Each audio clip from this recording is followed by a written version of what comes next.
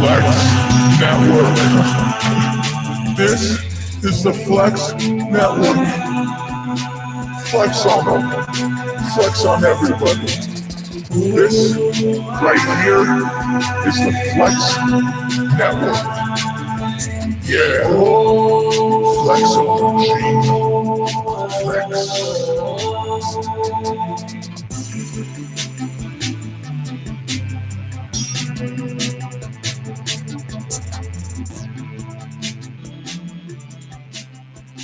Oh, yes, everybody. I had to let it play a little bit extra today because we got a new logo. We have new branding. Everything is out new for the Flex Network. Only the best. I had a very good friend of mine who is an artist helping me redesign our logo and our brand, and we unveiled it this week. It was well responded to. We got some pretty good notes on it, and people said, man, it really gives a new face to your podcast. So that's us, me and Shane in Canada. What's going on, Beck? Yeah, yes, Canada to USA.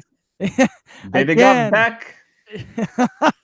This is, before I started this podcast, I really didn't expect what we would be doing. And right now we are leading the charge in amateur fantasy football podcasting. Right. I don't think that anybody can hold a candle to the type of content that we are bringing to you. And we are only buying in further to what we're doing here.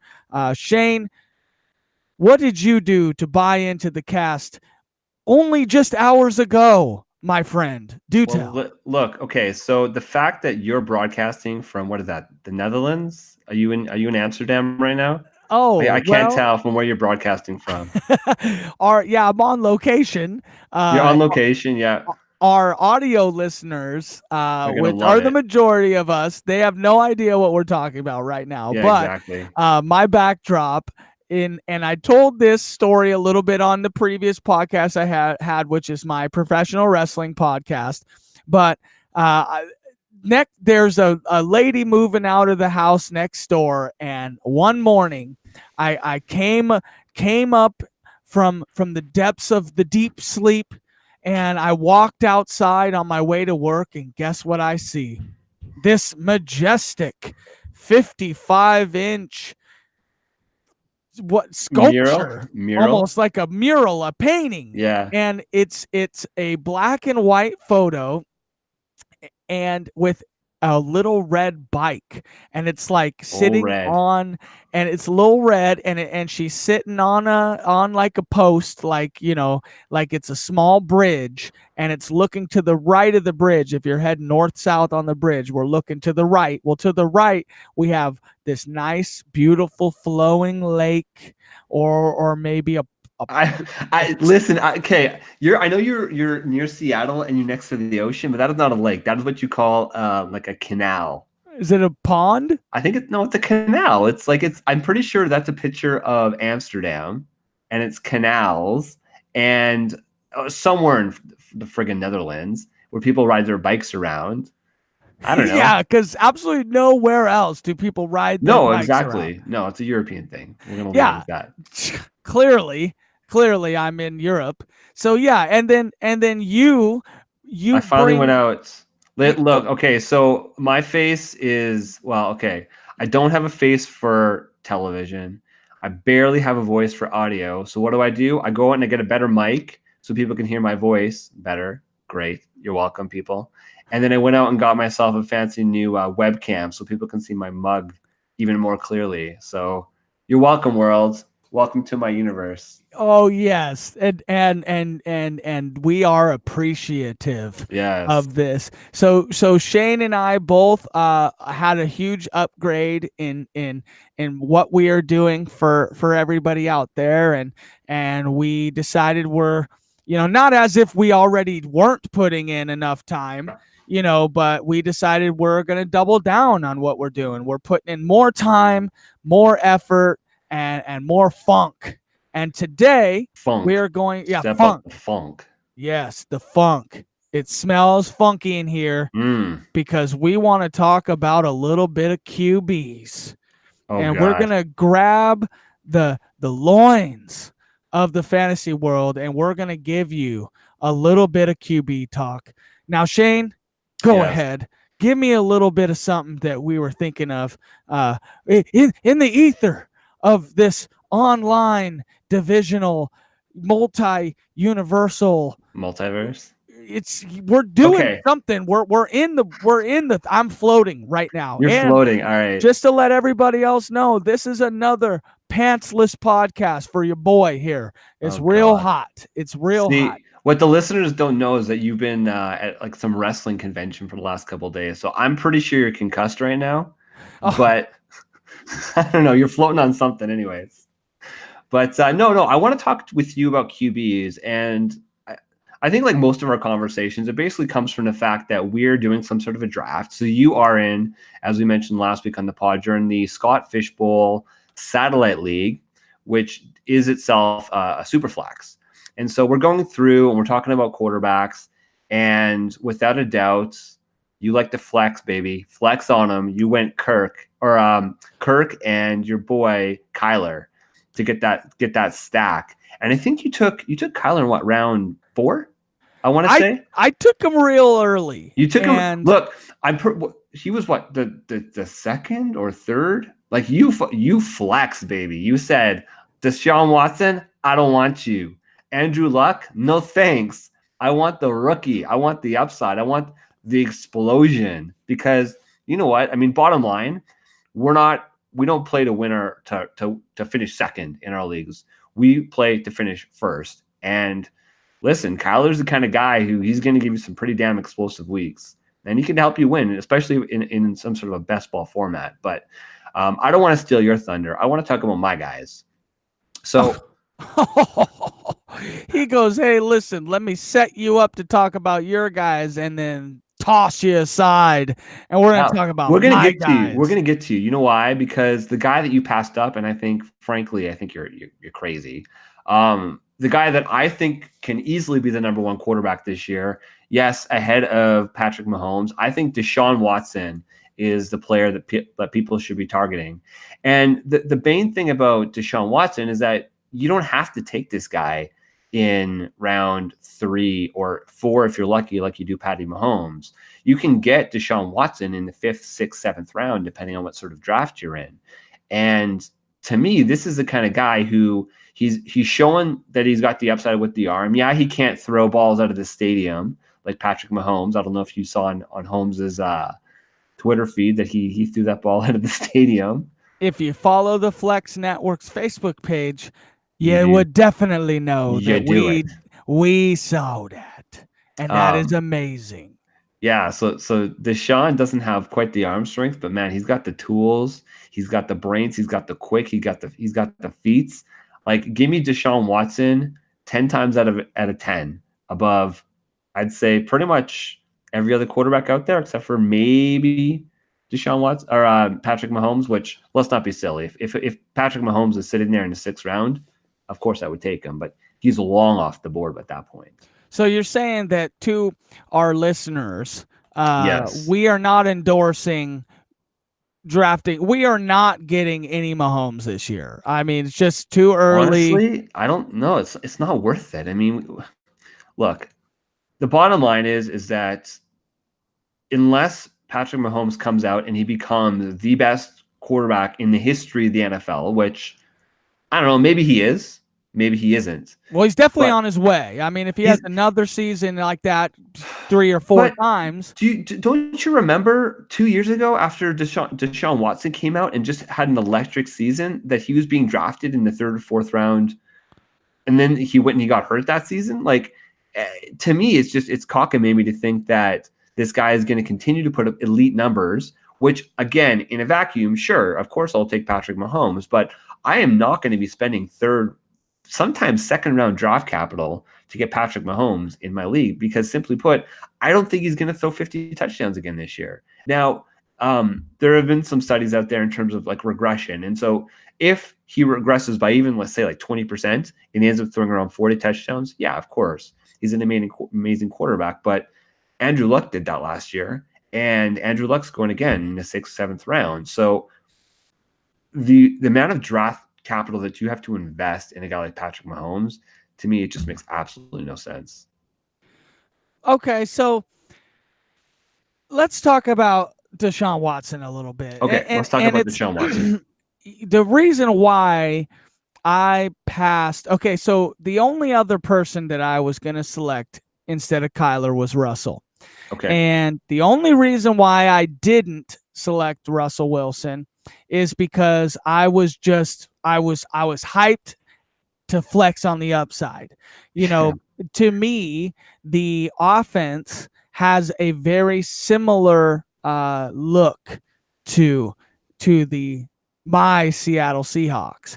A subpar offensive line with a running accurate quarterback who is undersized, with a highlight young player on the outside in Kirk and Lockett, with the idea of Russell before Doug Baldwin, with a experienced guy that can get all over the field in Doug Baldwin and Larry Fitzgerald. But although Kyler doesn't, has Larry,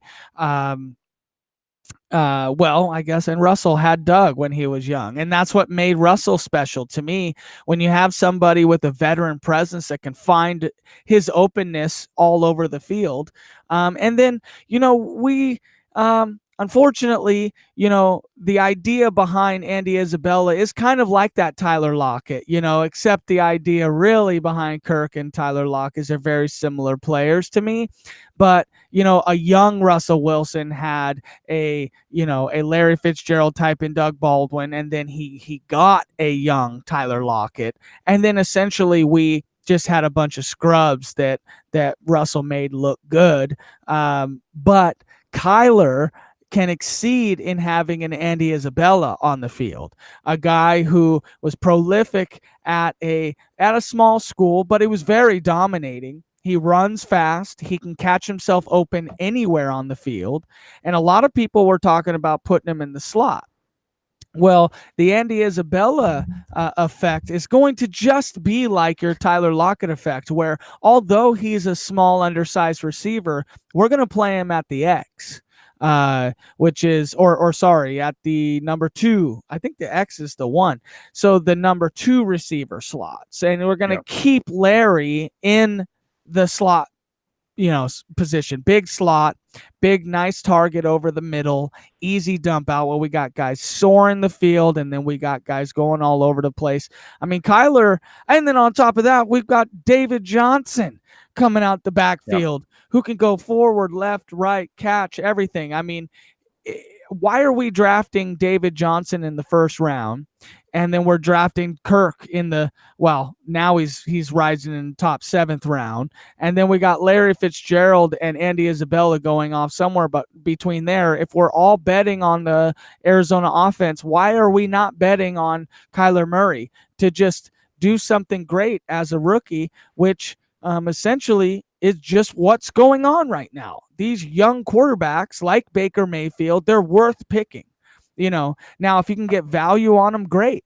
But to me, Baker and Kyler will have the same production offensively, but Kyler has the rushing upside, which to me is worth getting him a couple rounds ahead, especially in the Scott Fish Bowl scoring. But I digress. Sorry. Here we go. We wanted to talk about your guy, and I turned it into my guy. Oh man. Okay, here's what I'm gonna say. Like I think that a guy like Kyler is somebody that I can get excited about. Like he's kind of got that it factor, right? He's got that he's a superstar. And you think, well, let's talk about that real quick. Who can't you get excited for? Lamar Miller. Who are you not excited for? Another injury-prone Will Fuller. Now, no, yes, but okay. This is another tangent that I want to talk about at the end of the pod. But right now, Will Fuller is basically healthy. Right now, Kiki QT is basically healthy. right now, Nuke Hopkins is healthy. And Well, in they're my saying book, that Fuller might start the season on the PUP list. on the pup It list, it might be possible that you might get a full, what is that, 6 to 8 games of QT action, QT for the QTs, if Fuller starts on the PUP list. Now, it's definitely possible that Fuller's ready to go, but I don't know, and I'm not too sure if they know they're going to miss 3 or 4 games potentially, that they don't just pup him, you know. But you digress. I'm just not stoked on Will Fuller. I mean, he fell in this Scott Fish Bowl to behind QT, and was that because you drafted QT? yeah, well, okay, it was because I drafted QT ahead early. Okay, you But got no, me to your there. point, like look, like the Will Fuller, he's going right around the Christian Kirk range, which is call it round 6, round 7 now. And I I would say that he fell, and that's the exact reason. Is there's still a lot of question marks in terms of his health, and it's not like he had one injury and then he is coming back from the field. I mean, he has had an injury every single season since he joined the league. And I mean, I'm just looking at his his injury history here, and it's knee grades or strain grade 1, knee strain grade 2, knee ACL tear grade 3, thigh hamstring strain grade 2. These are all like your twitchy type muscles that when you have a guy like Will Fuller, who is known for his speed, and that's what he does, he gets open. I mean, just look at Deshaun Jackson and his injury history over the years. It's these it's these twitchy type receivers that their advantage on the field is the fact that they're the fastest guy on the field, and they always get referred to, like the finely tuned sports car, right? When everything's nice and everything's clicking and the pistons are going and then that engine is revving and it feels good, right? It feels good. Everything seems right. But the second you go and, oh, there's a little tweak here. Oh, the air pressure in this left tire is a little bit off. Okay, that means we're swerving a little bit to the right here. Oh shoot, the wind resistance is now against us, and then it's just one thing after another, and then engine failure. Okay, we're in the shop again. It's one of these things that it's too risky, right? Like, give me this is just Shane talking. Give me the old reliable. Like, I drive a 2008 Mazda 3 that I bought off the lot, and that puppy gets me from A to B, gets me to work. That's all reliable, right? And then I see my friends that have all these fancy sports cars, but they're in the shop every second or third month because they need to tweak it here and there. And it's just that to me is Will Fuller. I mean, he's a fancy sports car, and bam, when he's on the field, he scores touchdowns. Like him and Deshaun, they had, I think, a touchdown a game when Will Fuller was in the game, but he's too injury prone. So yeah, you're right. I absolutely think that there's some risk associated with that. But let's not talk about Will Fuller. Let's talk about Kiki QT. I mean, yeah, another guy who, yes, he struggled with injuries in his rookie year, but I mean, coming into last season, when he did play his 6 games, I mean, all I can look at is that game in the playoffs against Indianapolis, which I think we can all remember. He got 14 targets. He's got 11 receptions for 110 yards and a touchdown. I mean, that's the kind of guy who you want on the field, because guess what? DeAndre Hopkins is going to be across the field from him. And DeAndre Hopkins is always, every single play, going to be the one who's going to get that double coverage, which means a guy like Kiki, he's got the talent, he's got the hands. I mean, he's shown that he can do it. I mean, and he's shown that he can perform at a high level. I mean, this was this kid's first playoff game, and he went and he put up 11 receptions. I mean, to me, that's a star in the making. Like, give me Kiki all day. And the kid's got speed and burst. I mean, he's got his 4.43 40-yard dash. Like he's got a 11.8 agility score. Like, this is a guy who's put up the stats. And I mean, I would take myself a Deshaun Watson, a DeAndre Hopkins, and Kiki QT, just those 3 guys over, I mean, this kills me because I love Christian Kirk, but over a rookie who's never played a down in the NFL, who is undersized, who's known for his speed, who, yeah, he's quick. I mean, we all saw that he was, at the very least, keeping up to Andy Isabella, right? but I think that Kyler is going to have his growing pains, and I think that some games he's going to put up some monster yards. And in a league like the Scott Fish Bowl, where they have those 5-point rushing bonuses for every 50 yards rushing, I mean, yeah, a guy like that makes sense in a league. But for a lot of these traditional leagues where it's simply like 1 point for every 10 yards, and it's your 4-point or 6-point passing touchdowns, I think that you're going to be disappointed if you're drafting Kyler Murray as your top 5 quarterback. To me, it's too risky. I would rather have an Old Faithful. Hell, I would take a guy like Phillip Rivers, frankly, as at the very end of my draft, who might be a little bit more reliable than a guy like Kyler. Now, I say that if I'm going and pushing a button, you know damn well I'm picking that button on Kyler. Oh, but, yes, you are. Because yeah, you know that I am. Even though Kyler is great, and you will push it because we flex on him here, but hey, Phillip Rivers, a 94 on Madden, I think. And he's like one of the top. I think he's like top 4 QB on Madden. And you're gonna have to explain this to me, because I don't play Madden. I haven't played for about 15 years. I know, we heard that you played one time, and the Patriots were the strongest team, and all of a sudden you're a mark. Then I beat my buddies, and then I beat my buddies, and then I stopped playing, because why would I ever play again, right? Yeah, well, I'll tell you, you know what? Madden is as good to the American people as you are to the Canadians saying Mazda. Okay, Mazda. I ain't never heard of a Mazda car. What do you drive? What is it? It's Mazda. Okay? Mazda? What are you, Italian? Like, it's on me, the Mario. It's not. It's Mazda. Mazda. Mazda. This is getting off the rails already. The Mazda and against. This is exactly why I enjoy this, because on the audio, these guys are going to hear against and Mazda and just want to know where you came from, because it sounds like it's another planet and another universe, but really it's just in Canada. So we just need to relax, because we're not storming. Everybody. We're not storming Canada like we're storming Area 51 here. I don't know if you saw the reports. Yeah. But yeah, let's get on another planet here, and let's go with some quarterbacks deep and late that we either love or hate. And that, my friends, was a rhyme. And I'm going to go ahead and start this off. I'm a Josh Allen truther, okay? And I have been. Woof. I have been. Woof. Sorry, go ahead. Is that WUPH? The woof, like woof. Give me a reason why it's a woof. No, you tell me why you like him first, and then I'll tell you why he's not. I'll tell you why I like the kid, okay? When he's firing on all cylinders, he's good for 250, a touchdown, and 100 yards on the ground. That's a 350-yard all-purpose game with the opportunity at 2 touchdowns a game. If you can get some decent receivers, veterans. Oh, wait. They did that. They went out and signed John Brown. Oh, John Brown, the savior of the Buffalo Bills. And they went and they got Cole Beasley, okay, to run all over the place.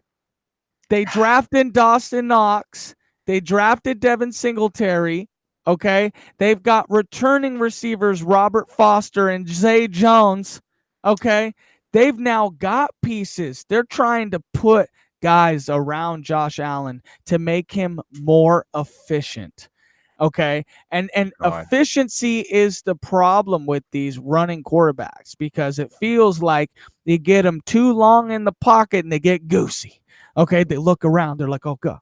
Oh God. You know, and then the second they do, they take off because they know they can. Okay. And that's great. And yeah, Josh Allen's going to get you 100 yards. But what I'm really looking for is a 50-yarder. I need about 50 yards a game. Also for my Scott Fish League, I need 50 yards a game, and I get a 5-point bonus. But in real life, get me that 50 yards in that game, and then also get me to that 300-yard passing mark. If you can do that, Josh Allen, I think that you can be a pretty darn good quarterback in the late rounds. What's Josh Allen's ADP? I'm asking you to pull it up. You probably don't have it in front I of you, don't have it in front of me. but as you look this up, please give me, and you might want to mute the mic because you slam down on these keys so hard Oh, that I can hear I'm you. passionate about it, baby. Yeah, you're so fired up right now, just like our listeners. They're fired up too because they know that Dawson Knox is a hidden gem. Because, and we're gonna get Woof! into What this. is happening right now? Where are Oh we my, go? We're talking about Dawson Knox. Dawson Knox. Okay, he knocks and Hey, he comes a calling. for all the casual listeners out there, can you please tell them who Dawson Knox is? Oh my gosh. No, because there ain't no casual listeners to this cast, okay? Only people that know who Dawson Knox are listen to this cast. And maybe one other guy that doesn't know how to spell censor. Okay, Okay. I'm gonna throw it out. Dawson Knox is a rookie tight end that Buffalo drafted this year.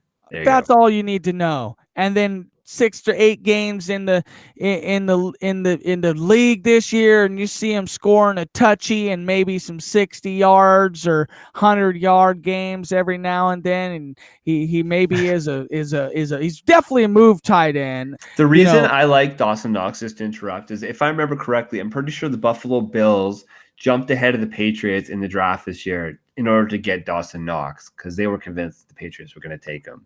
So take that for what it is. Well, yeah, and that is worth nothing because the Patriots suck.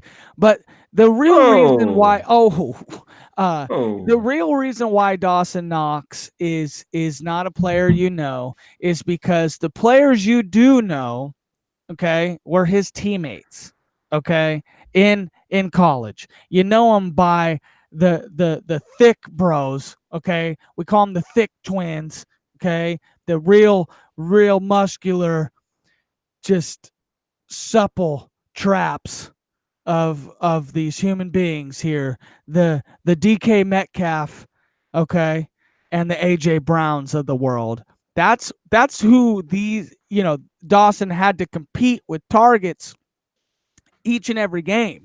Okay. And the quarterback wasn't anything special. So it wasn't like there was really targets coming.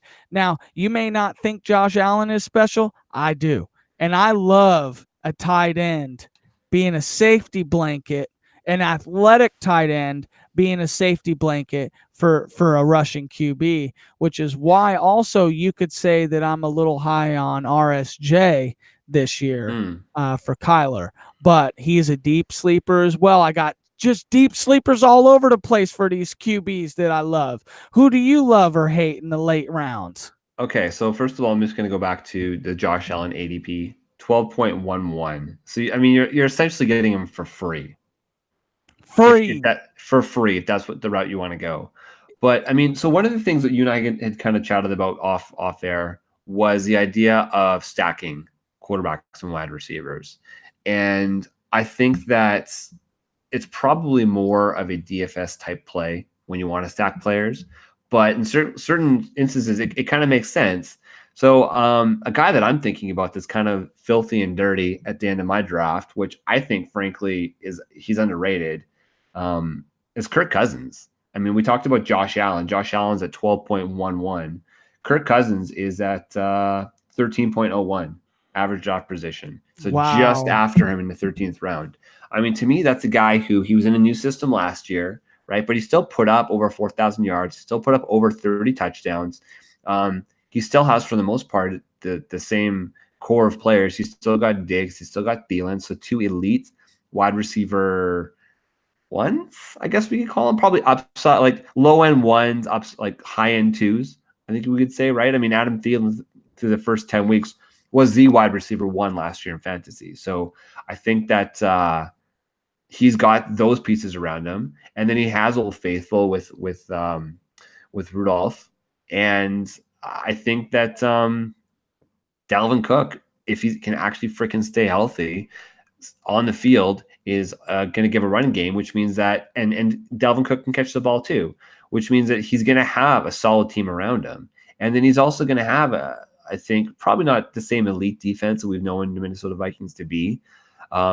for the last probably decade or so, but they're still going to be a top 10 defense in the league, right? So they're going to be in games, which means they're going to be continue to be throwing the ball, running the ball. They're going to have their suite of plays. They're not just going to be they're probably not going to be up significantly necessarily, right, in the NFC North.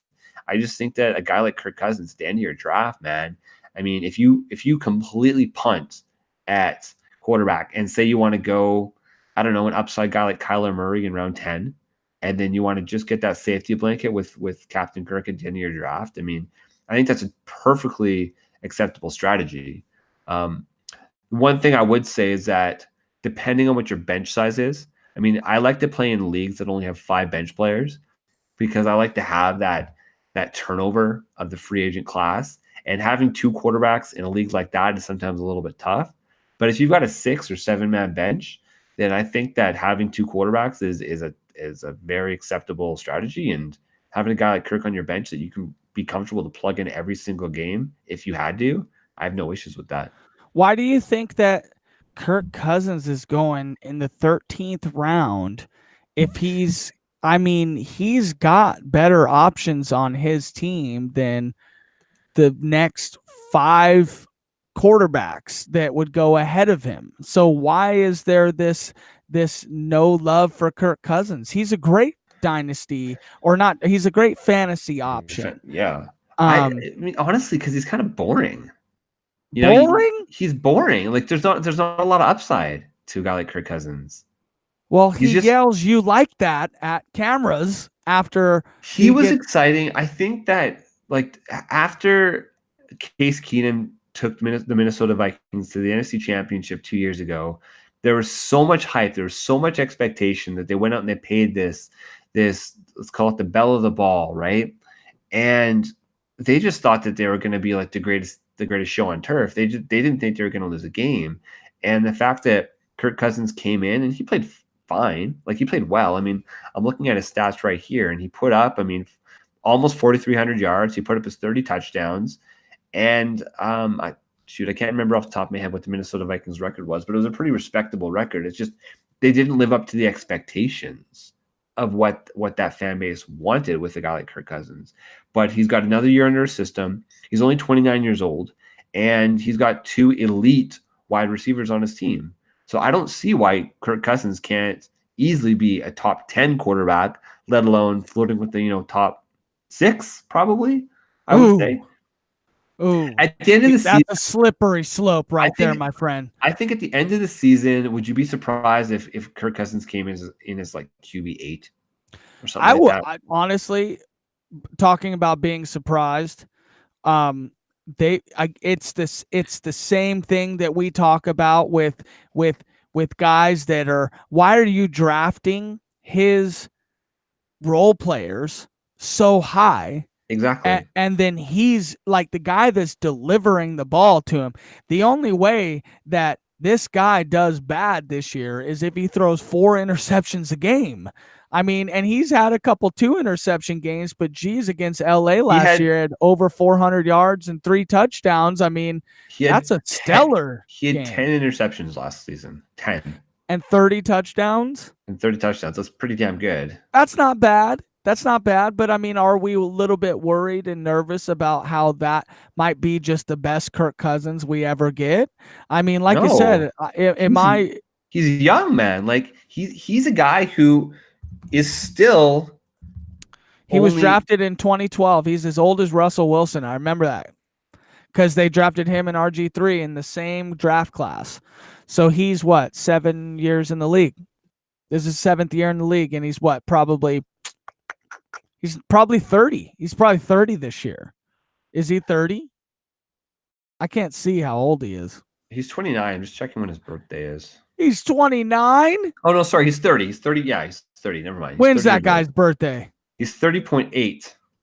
Oh, okay. So he's almost had his birthday. So he'll probably be 31 in the season. But, I mean, look at Tom Brady, man. I mean, the way that these guys are training nowadays, they're going to play through their 30s. And Kirk Cousins is a throwing quarterback. And when we talked about this in terms of a guy like Lamar Jackson a couple of weeks ago, it's just as quarterbacks evolve. And I mean, shoot, like look at Russell Wilson, right? I mean, he used to be known as a running quarterback, and now he's one of the most efficient quarterbacks in the league because of his arm.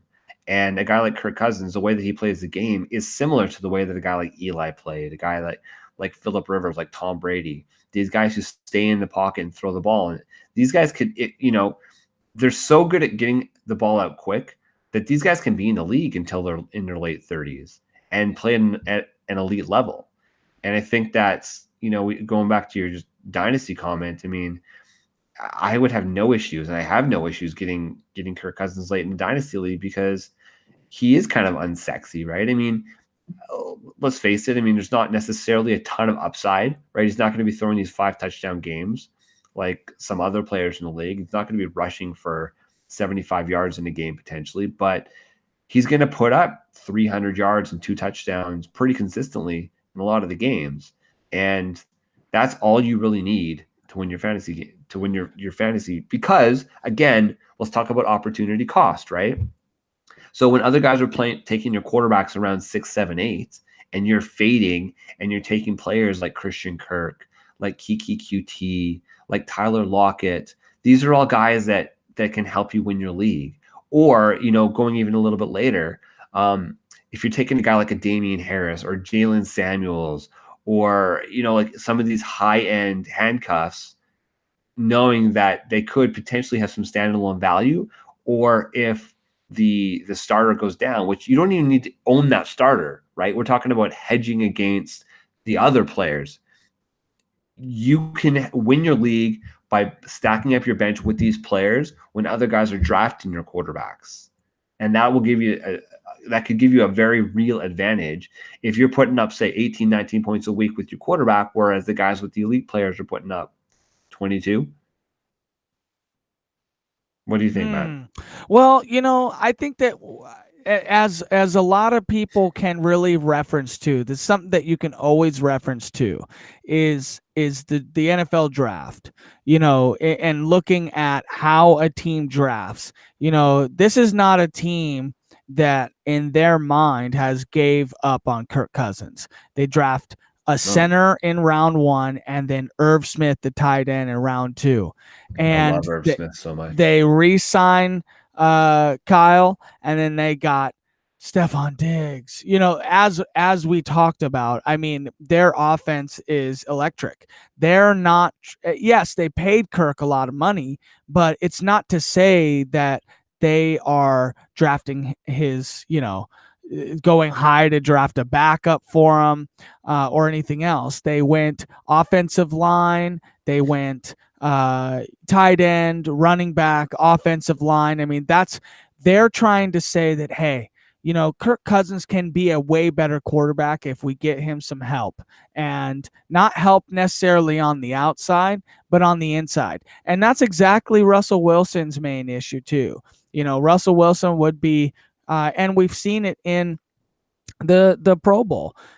Russell Wilson was Pro Bowl MVP the second he got an electric wide receiver on his side, like an Antonio Brown, and a good offensive line. The dude went for like 150 yards and 2 touchdowns in a quarter because he's a good quarterback.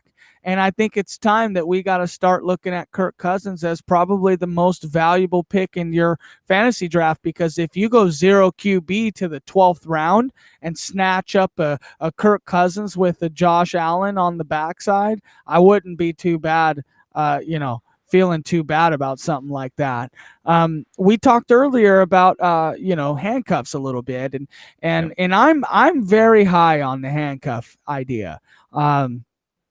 If for me, it's a way, like you said, to hedge against players or positions or even weeks, and that's the negativity of doing it in redraft, is hey, if your guy has a bad week, then you have a bad week and you're probably going to lose that week in a redraft. But I look at it as, you look at a guy like Stephon Diggs and Adam Thielen. Why wouldn't, in last year in redraft, they were both, I think, tight end. They were both wide receiver 1s last year, I believe. Now, would you ever draft, if you had two pick, you got one in the third and one in the fourth, would you ever do that in redraft?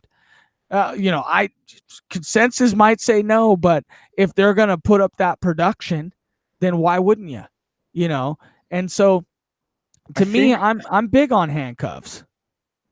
Yeah, I mean, so you're talking about like a Thielen and Diggs sort of combo? Any type of handcuff, and I think the idea behind handcuff has really kind of gotten out of hand in saying that it's QB wide receiver. I mean, a QB RB handcuff.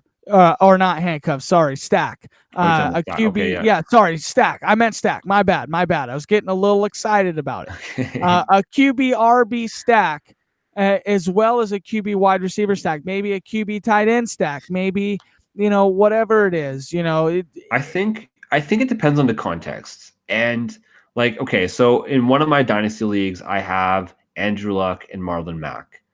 So I would not consider that like a stack per se, because the issue with stacking a quarterback and a running back that's not necessarily like a scat back, a guy that's going to be catching passes, a satellite back. Yeah, but you look at Marlon Mack, where there's upside to Marlon Mack in being a you're 3-down, right. great receiving production back. So that's a good stack. Yeah, the reason I like that stack is because you're looking at a pretty electric offense. And yeah, Nyheim Hines might maybe catch a few touchdowns, maybe, but there's probably a pretty good chance that if there's a touchdown being scored, Andrew Luck's going to be throwing that damn ball, or Marlon Mack's going to be running that ball into the end zone, which means, you're looking at a team like the Colts, who are pretty much projected to be one of the top scoring offenses again this year. And you've got pretty much, call it 90%, 95% of that touchdown production. And again, going back to Nyheim Hines, if he's catching a reception into the end zone, well, then Andrew Luck probably threw that ball, right? And so that is the type of situation where I would be okay with it. But I would really only be okay with that in a seasonal league. If we're going into DFS, I don't want to get on a tangent because there's a whole different strategy with DFS. But the issue with the DFS stack of a quarterback and a running back, unless it's a very small slate and you're just basically projecting a really high score, is the fact that you are inherently limiting your upside by having both those players on your team. Because typically speaking, either one of them is going to score, right? So say there's 4 touchdowns scored in the game, they might distribute those touchdowns and the running back might get 1. Another running back might get 1 and the quarterback might get 2, right? Whereas, if you're using that space for a quarterback and then a running back on a completely different team, they could in theory all have 100% market share of those touchdowns. So there's just you're limiting yourself a little bit. And then did you just hit me with DFS analytics? A little bit. My mind just exploded. I'm gonna have to pick. Important. I'm gonna pick this up off the ground here. Let me just sweep it up here. But here's the thing. Okay, and this is why I'm talking about it, because it's important, right? A lot of these, I guess, a lot of the thinking of, say, a seasonal draft versus a just building a DFS lineup. It's a similar strategy, right? The idea is that you don't want to limit your upside, right? But then again, are you going to be in a tournament or are you going to be in a cash game? So to me, if you're building a cash game lineup, it's very similar to building a balanced redraft lineup, right? We talk about it all the time. I mean, would you, going back to what we kind of talked about, would you go an Adam Thielen in round 3 and then maybe a Stephon Diggs in round 4? Because Diggs is going, sometimes he's falling to the 4th round. Would you get 2 players on the same team? And you said, yeah, you probably would, because, and correct me if I'm putting words in your mouth, but you basically said, like, yes, if there's production there, if you're drafting 2 high-end, let's just call them high-end wide receiver 2s, and you're plugging them in as your top receivers because maybe you went running back. I mean, I'd be pretty happy with that. Yeah, you're gambling that Minnesota might have the odd game here and there, but chances are those guys are still going to put up points, right? I mean, they have just as much of a chance of not putting up points as anybody else in that round. Right, or any other team. Yeah, exactly. And so, but it has to make sense. Yeah, and I can get why. I mean, I personally wouldn't do that because you really essentially lose the game if they have a bad week. Exactly. And to be honest, I think I lost against you last year because Diggs had a 9-point game. And, Yes. that's what happens if Diggs has a 9-point game, then Thielen has a 9-point game. You all but kissed your freaking game goodbye. And so obviously that's kind of that's actually why I want to stack a running back and a quarterback, because maybe he's not having such a good passing game, but Zeke's got 150 yards and 2 touchdowns, and then you get a running quarterback. So that's what I'm trying to say. Like, in my breaking news, we're going to be talking about the Flex Network's redraft strategy, and what we're developing is something that's gold. Hopefully nobody's listening to this podcast by now, so they can't get a little scoop of it early, okay, in case we got any Hold on a second. Did drafters you just say hopefully nobody's listening to this podcast? that we draft with, of Oh, that we course. Yes. Against us, because I don't want them to we're looking know. at you, Sully. We're looking at you. You Sully and Isaac, you sneakers. And actually, it's Weird Al Seslowski we gotta freaking watch out for with We all got a of bunch those of picks. sharks in our freaking Yeah. most of our leagues, actually. That's the problem with playing with sharks, is that you don't really have an edge up on a lot of these guys. But to your point, it means you have to have a bit of a unique strategy if you want to win your league. And that's what we're gonna develop for redraft. I think and I feel that every year, due to the circumstances that are caused and created by injuries, opportunity, potential opportunity, upside, downside, whatever, I feel like every year there is a winnable strategy that pertains to the draft that allows you to not have to potentially hit the waivers so hard all year to build your championship team. Although you want to do that, of course you want to be that way, but really what you want to do is crush your draft so hard from the very beginning that you don't have to do that. And there is injury statistics. I mean, there's tons of statistics that go into that, or you just leverage ADP, or you leverage the donkeys in your league, and we play with a bunch of sharks that are middle name Donkey because they suck and we're better than them. I like Sully, you Sully. cheater. You cheated somehow. I think we should give a shout out to our buddy Mike, who's always so close but always so far. Oh, we should give a shout out to Mike and his garbage trade he made for Kareem Hunt the week before Kareem Hunt went out for 8 games in a year or whatever it was. And yeah, he was our guy. So great. Yeah, so great. Anyway, let's get into the end of this. I think we passed up on the little not handcuffs, but the stacks. I was gonna kind of get into my favorite stacks, but we're cutting a little long in the tooth here, and that's fine. We've got so much to talk about. We've got more days to talk stacks.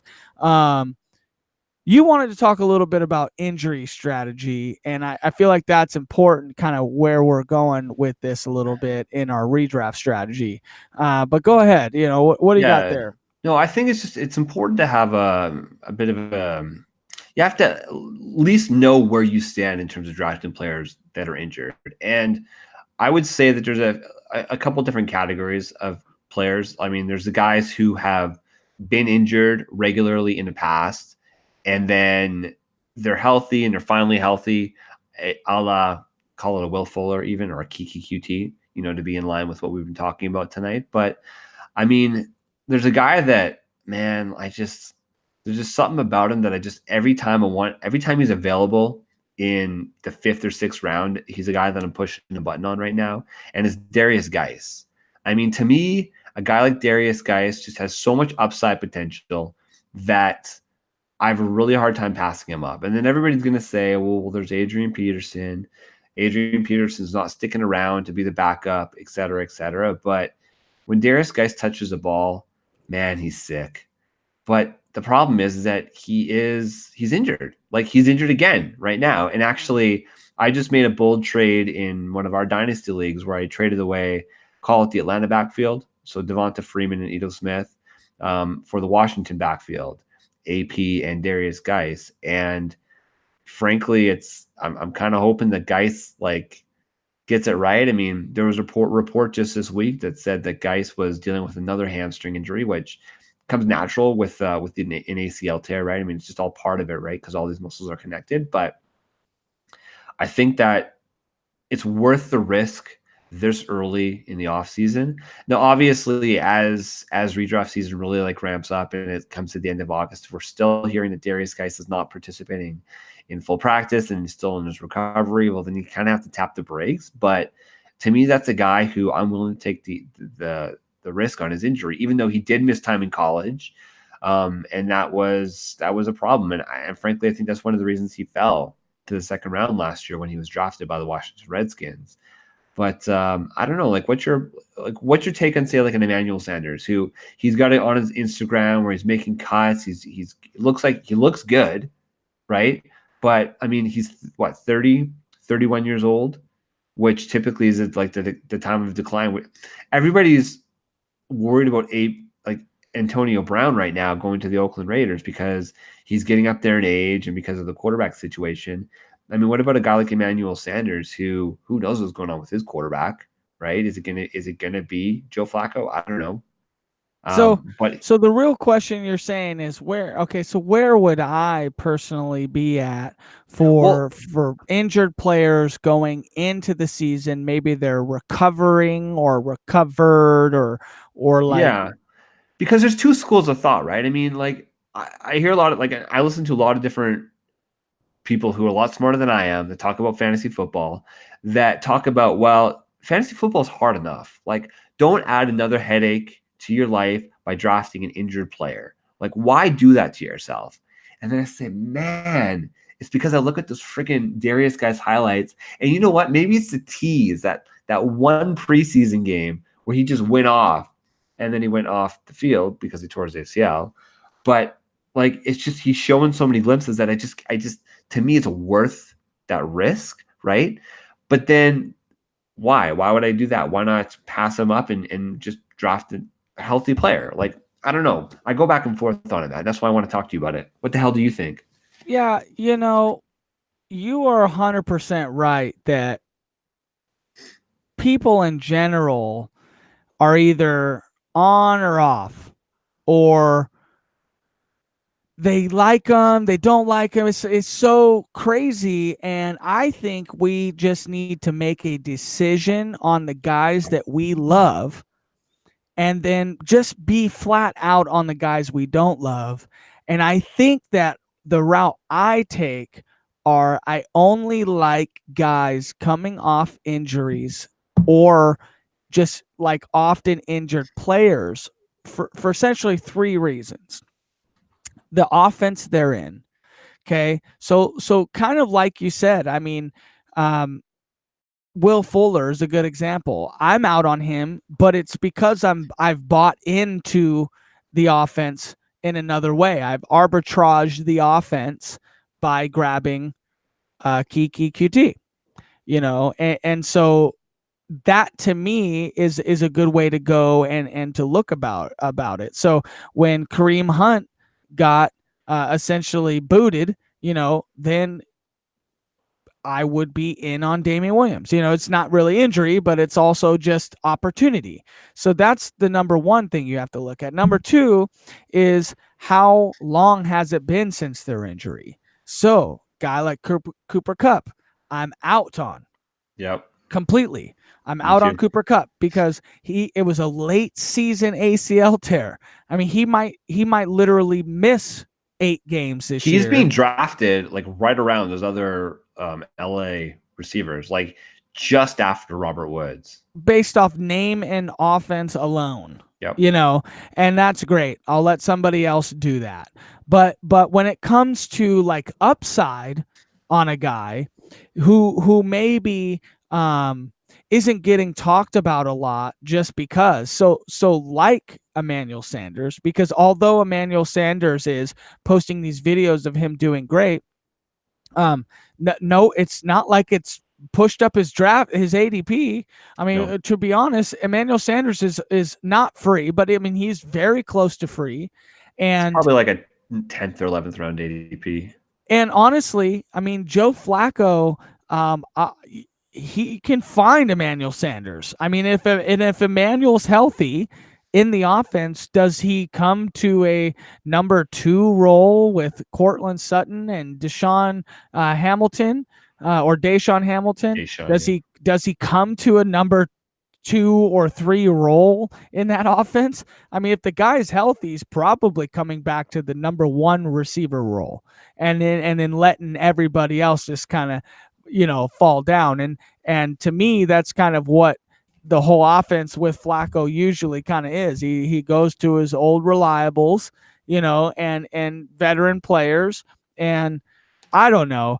So to me, that all of that stuff together, and I'm not sure if that was 3 things or I just forgot something, but together, that's what makes me high or not high on an offense as far as injury risk goes. So guys that I'm high on that have been injured or were injured. I mean, one of them is Carson Wentz. You Oh, know, that offense seems to be built in a way that he can be successful. He's coming long enough off of his injury, where he can still be successful.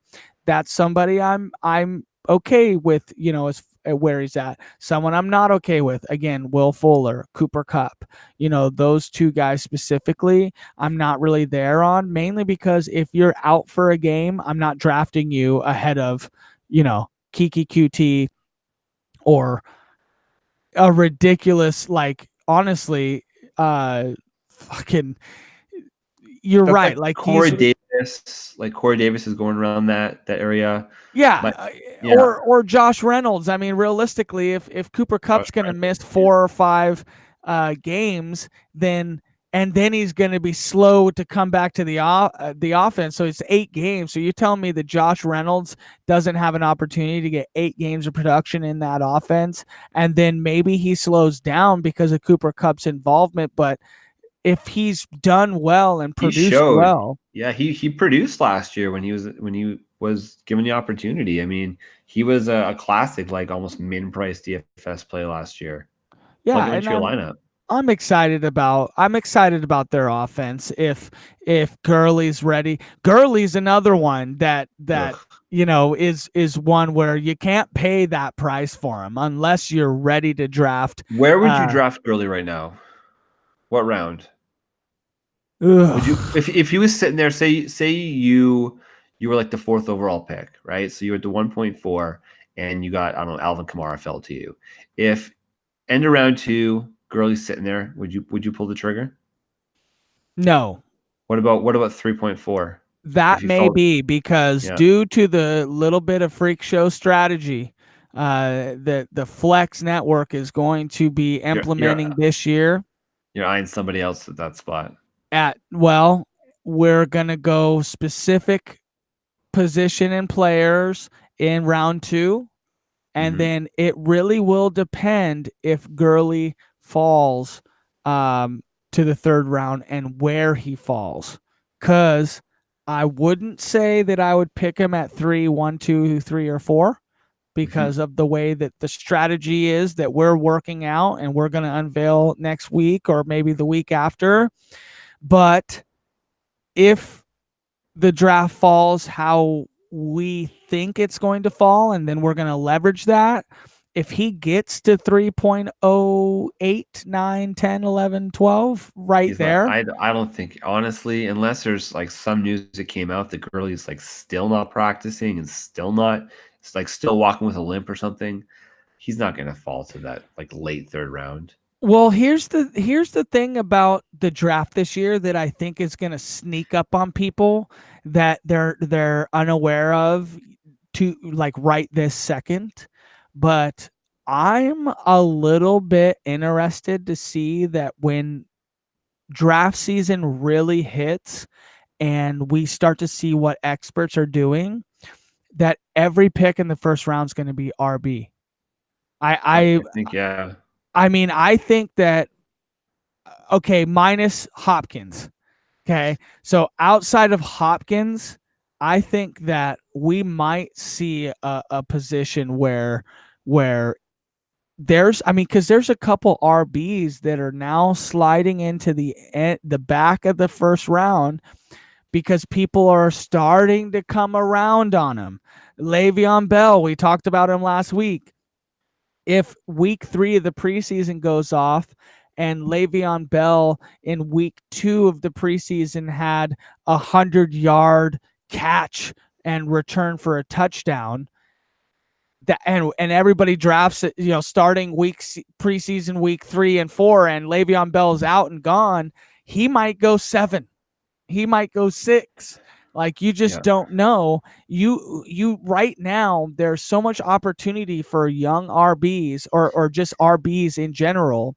Chubb, you can see in the first preseason game, Baker Mayfield hits him for a nice one, or he breaks one, boom, top 10. That's actually a great point, because Nick Chubb is falling to the middle, sometimes late round 2 right now.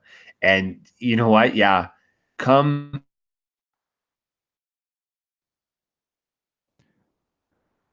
I think that Shane's internet just blanked out on us, and that's okay, because this is the flex. Hey, are you there? You just blanked out on us. I blanked out. I'm dude, here. I'm telling you, the talk about the aliens, dude. Somebody just tapped into your computer. Can you guys just leave Area 51 alone, please? Like, just for the rest of us. Come on, Shane. How can people get a hold of you, brother? People can find me on Twitter at Sealy_Shane. How can they find us on Twitter at the Flex Network? They can find us at the Flex Network 1 on Twitter. Check us out. We've had some really awesome things happen to us and what we're doing, and we just appreciate everybody, our new followers. If you've made it this far, the redraft strategy is coming. It is coming. It is building steam. We're testing out our redraft strategy. We're testing out our mocks. We're going to be doing mocks live on the podcast. We're going to be getting it goosey, loosey, and I don't know. We'll see you later. Juicy? Juicy, baby. You better not wolf me. Don't give me a wolf. Woof. That was a good wolf.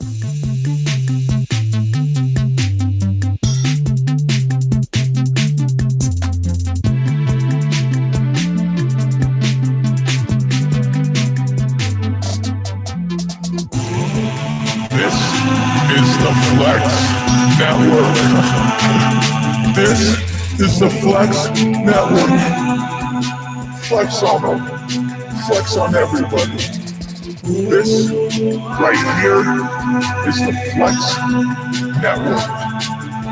Yeah. Flex on them, Flex.